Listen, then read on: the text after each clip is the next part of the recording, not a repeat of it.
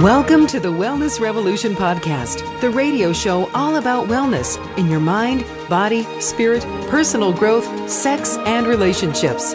Stay tuned for weekly interviews featuring guests that have achieved physical, mental, and spiritual health in their lives. If you'd like to have access to our entire back catalog, visit drveronica.com for instant access. And here's your host, Dr. Veronica. This is Dr. Veronica with her co-host, Russell.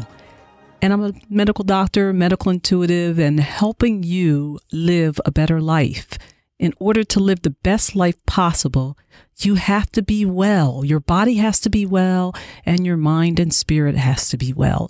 And what better way to learn how to be well from somebody who's gotten a lot of years behind them from living a healthful lifestyle. Now, you can get old and you can get old. There are people who get old and they're pitiful and they're not doing well and they're on a million medicines and it's just not fun. But that is not what we dream about as we move on in years. We all want to be mature. We want to be those people that are out, jumping out of airplanes.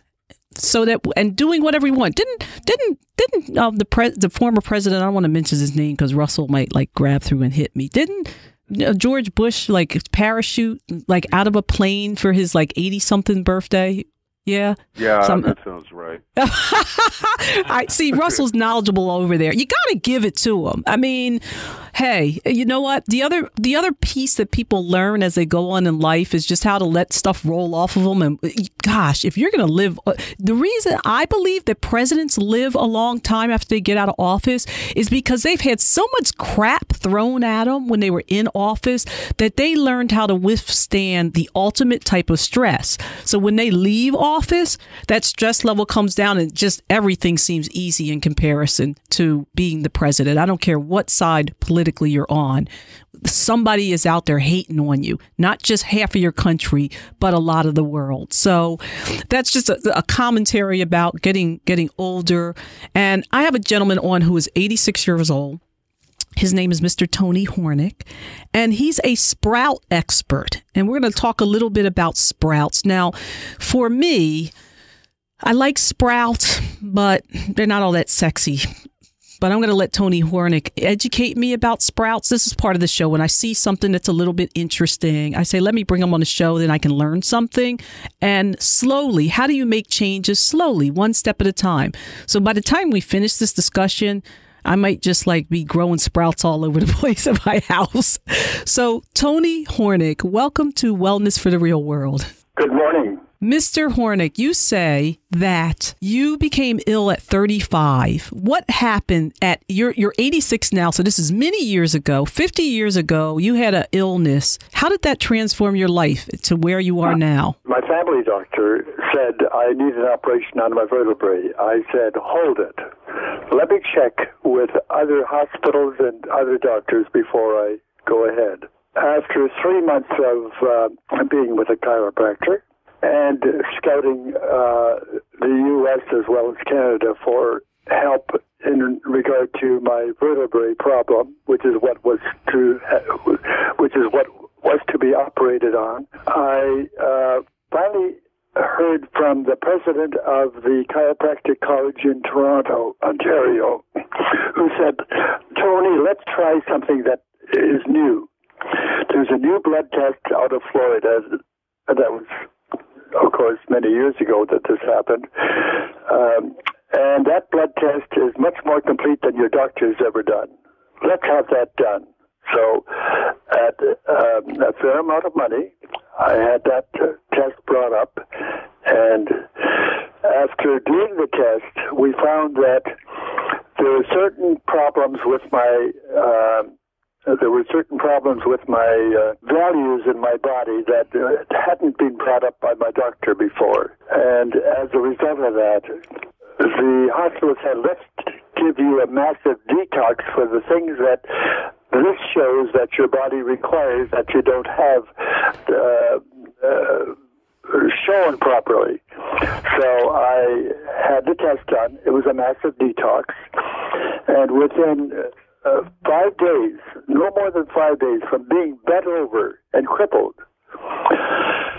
that detox loosened up all the poisons in my body, and those poisons had to be collected by cloth diapers, not hankies. That's how much came out of me. Wow. As a result of that, I was able to stand up. After 3 months of being bent over and crippled in appearance, I was able to stand up straight and no longer had a pain. In other words, it loosened up all the poisons in my body. And they came out, of course, in the form of yellow and black and green duck in the cloth that I was using, many cloths. And as a result of that, I became well. Within a month, I never knew that I was sick. And this is as a result of something new that happened at the time, and it started me to think about nutrition. And as a result of what happened, I started to go to the libraries to find out what should I eat that my mother didn't cook properly in all the years I was living. With her German background, the cooking was wonderful, but not healthy. And as a result of that, after reading many articles about nutrition, I found that most of the articles that were really important pertained to sprouts. Books and books and books full of that information in the libraries in Toronto area. And after a week and a half of reading, I decided I would start growing sprouts in the way that all the scientists in those books said I should grow them. And that was in a jar, because it was supposed to be simple. So put your seeds in a jar, cover them with water, and then they would grow in 2, 3, or 4 days, with a lot of work, of course, attached to it. However, they were all wrong. After 3 years of doing it this way, I started to learn that there's much more to a sprout than what these scientists have known. First of all, they are mothers that have babies, true mothers, with afterbirth, just like an animal and a human. And the reason I mention afterbirth, every show I do now, every speaking engagement, I show the public the afterbirth from growing sprouts for 1 day only in my new system. In 1 day, it shows the afterbirth coming out, and if you touched it, you find it slightly slippery. The true afterbirth, it's colored water that comes out of all the beans and seeds that you're spreading, and that, of course, makes me realize that there's much more to our seed and bean. It is the start of life. It is where life begins. There's no question about that. Life has to begin somewhere. At a meeting in Toronto, at a church, where the church minister asked me to speak to their congregation about what I had learned about sprouts, I asked all of them at the meeting, before it began, do any of you know where nutrition begins? There was no answer. People in general will not answer that question. No one seems to really know, but I proved that it does begin in a sprout. All the enzymes, proteins, vitamins, and minerals that we have or need for our body start in a seed or a bean. That is where life begins. It must begin somewhere, and that is the most logical place for it to begin, especially since that seed or bean in reality is a mother that has afterbirth. There must be something very special about that. So, God in nature gave that to us. So let me ask a question. You're telling me it ad nauseum about the wonderfulness of sprouts, but give us a little bit more nutritional background on the sprouts. Just because, could it be that I eat only sprouts? Is this the new fad? Have a sprout-only diet, and it's going to be the best thing in the world for me? I assume that you have to have some other things, but what is it that's so wonderful about sprouts? Is it that it has every single amino acid in it? Is it that it has a lot of trace minerals? What do we know about it more scientifically that would make us say, you know what, sprouts are the answer? There are millions of articles on the web about sprouts. You may have found that out if you did a search, Googled it. Scientists all over the world recognize that they are loaded with all the different points of nutrition. Some scientists say there's less, some scientists say there's more, but they all admit in their articles that it is full of a lot of important natural requirements for the human body. There's no question about that. And there are so many articles there, and yet most of them are incorrect, because what they should just have said was all nutrition begins in a sprout. There is no other place it can begin. It has to begin somewhere. So by going through all these articles written by scientists, some say there's 40,000 different enzymes in a sprout. Some say there's only 400 different enzymes. They all have their different opinions. How they got those opinions, I don't know. I have had some tests done, and mine are different again. But I don't believe half of the equipment that is out there that's used for studying the values of sprouts. I know that after when I eat them, it changes my body completely. I know that my body wakes me up every morning between 2 o'clock and 5 o'clock in the morning to have a large spoonful of sprouts every morning. I never fail. Now, why is it? Why does my body wake me up to have it? It's like a horse going to a field. It knows exactly where to find that root. And your body knows what's best for it. I don't know how to explain it any other way other than nutrition has to begin somewhere. Where? No one has a defined answer. But it must begin. Yes, and that's what God and nature gave us. It's like which came first, the chicken or the egg type question. So I want to ask Russell some question, because you don't know that Russell knows about everything. But I would like to ask, what you said that you've used, Mr. Hornick, alternative systems for a long time for yourself. What other, besides your sprouts, and for people, if you're interested in sprouts, Mr. Tony has actually a proprietary system that will help you grow them in your house very easily and quickly within 24 hours. And you can go to sproutgrowers.com, sproutgrowers.com, to be able to find out more information. But Mr. Hornick, I also want to find out, what other types of strategies have you used to stay well? You did it years ago, before it was popular. You did a detox, and I love detoxes for my clients, not just any detox, very targeted detoxes work quite well to rejuvenate people. It's amazing how people go into it feeling like, oh my God, I'm not going to have this, I'm not going to have that, and come out of it saying, I can't believe I did that, and I feel so good. What else have you tried besides detoxes to keep you well? Detoxes and sprouts. Well, I am a ballroom dancer, and that helps my body to keep younger through exercise, proper exercise. And of course, ballroom dancing is very good for your body. It gives you many alternatives to move your body, your muscles around. That's been my sport all my life. In fact, I run a website, dancinglist.com, which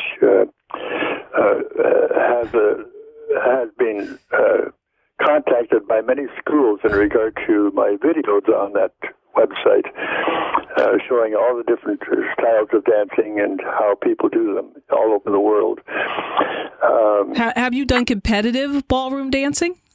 Yes, I did. Okay. And I was quite successful at it. Earned some money with it. Wow. Okay. But I'm not in it as much anymore. But I still go dancing. I still have my partners to go dancing with. Well, why do you feel that ballroom dancing has been one of your secret sauces to longevity? Well, it's a happy atmosphere. Everyone in the world dances, you know that. Even the Eskimos have dancing. Everyone. And children dance with their parents, and skinny girls dance with fat boys. It doesn't matter. When it comes to dancing, there's no limit. Everyone is accessible, and everyone's happy, and everyone's having a good time, and it's good exercise. My mother, with a German background, said to me when on the farm, "Don't learn to dance, you'll stay out of trouble." With all the boys that friends of mine that I had, none of them went to a dance. I started to go to a country dance, learned dancing, and as a result of that, had all the girlfriends. They had very few, but all the girls followed me. At 20 years of age, I was even though I had a lot of girlfriends, I was a virgin when I got married. So that tells you that my mother was right. Oh, God. Well, you know, that might deter people these days because nobody wants to be a virgin when they get married somehow. But just think it, if all the boys that are rough-necked went swing dancing and they belonged to a swing dance club, they wouldn't be getting into other trouble. They'd be out there dancing every night, and that's what we have to encourage. And that, if you notice on my website, there are 3 color bars: green, blue, and red. The 3 most important things in life are the best green food, the cleanest water, and the best exercise. And I've been using those 3 colors in that bar for 17 years on my websites already. I really believe strongly in a clean life, a happy life, and that's what it's all about. And believe me, the sprouts are the best. Yes. They have all the nutrition. I'm sure that all your listeners know about King Tut. King Tut put all the seeds and beans into his tomb. For 2,000 years ago, 100 years ago, or 150 years ago, they opened the tomb and put water with some of the seeds. They still sprouted. Those are mothers that had babies after 2,000 years, mothers that never die. And that's what he wanted to do. He wanted to live forever, never die, like his seeds and beans. And that is the way we have to think and recognize the value of sprouts.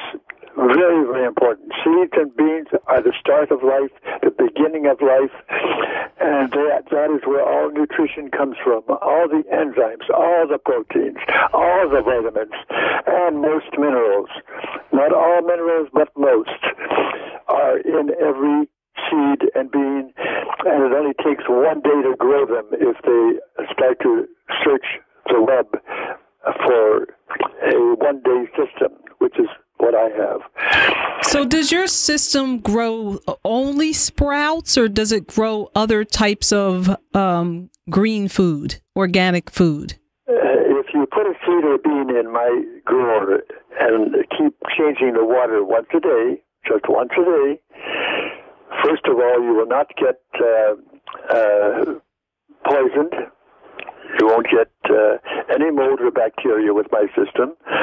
Secondly, you can keep it growing so that you can grow plants, which can then be planted outside into the garden, and it grows them very quickly.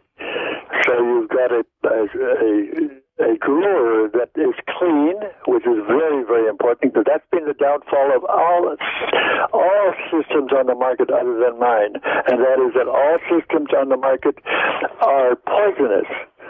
And that I can prove to you very easily by the way they operate, the way the afterbirth is handled. With my system, the afterbirth is taken away, it's separated right in the system as it grows, whereas every other system on the market mixes with the mothers, which is what you want to eat. And those mothers that you want to eat, That's the seeds and bees that have had a birth, and those babies that are now turning out to be an edible plant or an edible food. That edible food is very clean with my system, and not so with any other system on the market. And that takes a little while to explain, but I could explain that as well. I don't think we have the time, do we? You would explain more about your system?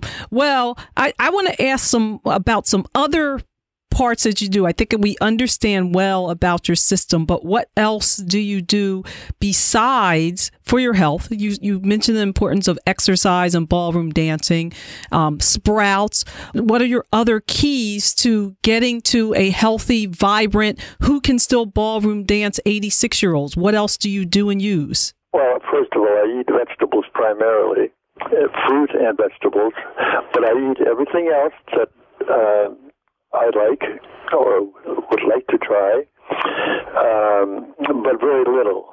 I cut out beef entirely. I do eat some of the other meats. I eat beef once in a while, but very, very small amount if I'm out having dinner somewhere with friends. But normally I eat only fruits and vegetables, and I always cook my own food. I don't eat out, or rarely eat out.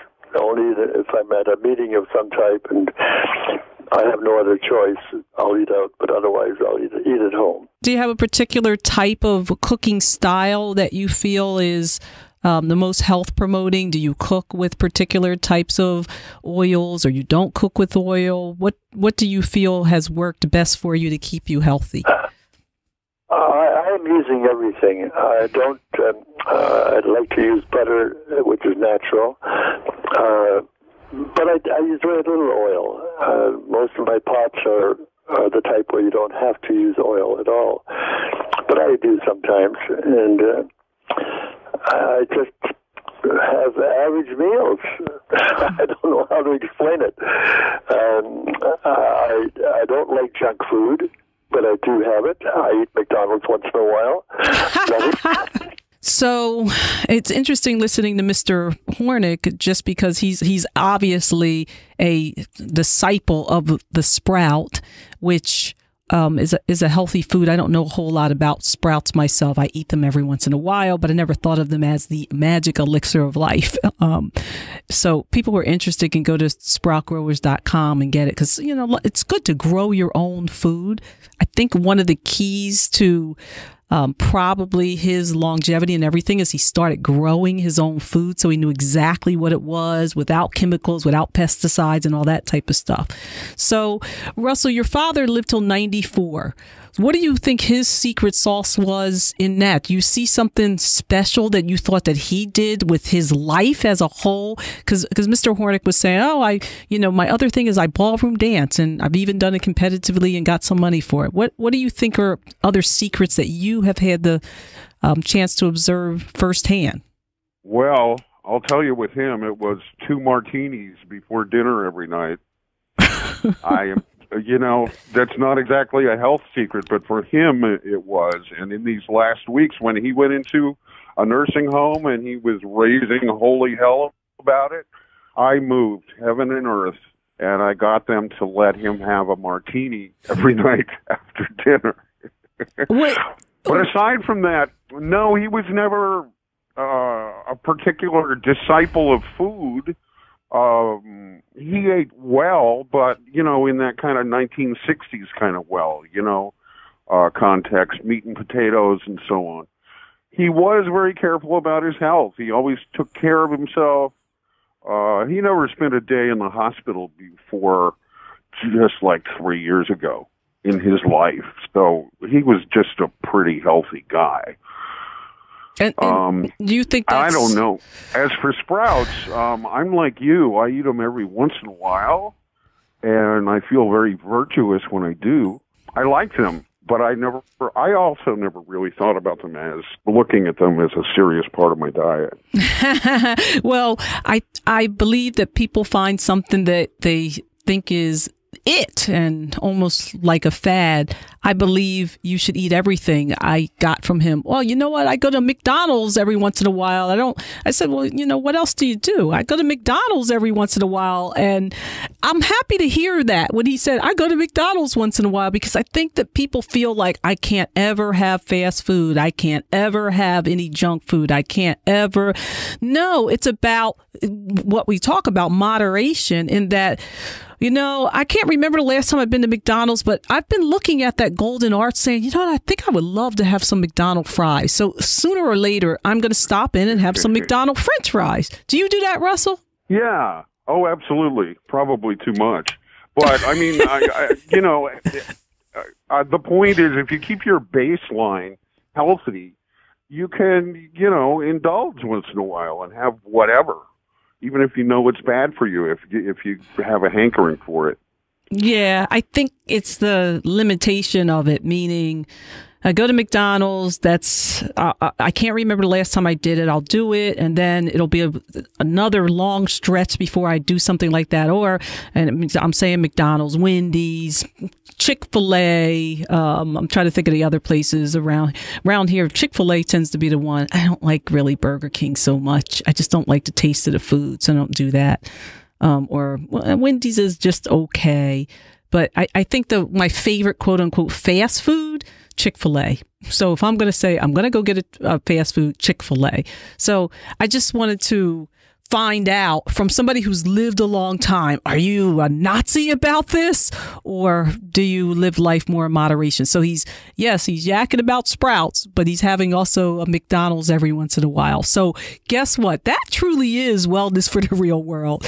So I want to thank everybody for tuning in as usual. Wellness for the Real World. I'm Dr. Veronica. You can find me at drveronica.com, but also you can find me on Facebook on my fan page, Dr. Veronica Anderson. Or if you really want to talk about stuff, come join Body Metamorphosis. Body Metamorphosis is my private Facebook group. You have to ask to join, but once you're in, we have all kinds of discussion there about what's going on in health and wellness. And that's where you can ask questions. And I'm going to give, as much as you can on Facebook. It's not, of course, it's not a health consult or coaching session, but I make, meaningful posts there about different information. So come join me. Thank you for listening to the Wellness Revolution podcast. If you want to hear more on how to bring wellness into your life, visit drveronica.com. See you all next week. Take care.